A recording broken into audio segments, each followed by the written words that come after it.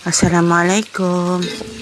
Hari ni mak nak makan sayur keledek. Ni mak nak tumis lah. Bahan dia biasalah ya, ada cili, bawang putih, bawang merah, ikan bilis tertumbuk, kemudian tumis. Ni sayur keledek ni ada belakang rumah, sikit je. Dah lama dah tanam, baru nak keluar dia punya pucuk. Tapi sedap kok. Dia cepat layu lah, macam kangkung lah rasanya. Ni ada sikit kangkung juga mak tanam atas pasu, dalam pasu lah. Kita mak ambil sekali.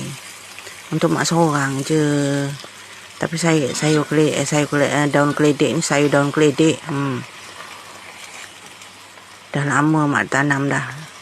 Baru nak keluar daun dia. Nak rasa lah. Tapi memang sedap lah, mak dah makan pun. Ini kan baru mak angkat videonya. Gula, garam, majino. Siapa yang ada rumahnya ada pokok keledek tu, ambil lah buat sayur dijual pun boleh. Mak dulu ingat masa mak beli dekat pasar kan.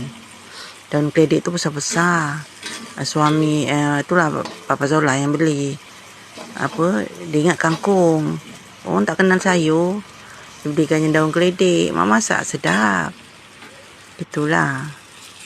Lepas tu masukkan air sikit. Dia cepat masak. Cepat layu. Dah sudah tu mak makan lah ya. Dah masak tu matikan api. Mak makan sayur keledek ni dengan sambal ayam. Pagi tadi buat nasi lemak sikit. Itulah kita makan tengah hari yuk. Okey, Assalamualaikum.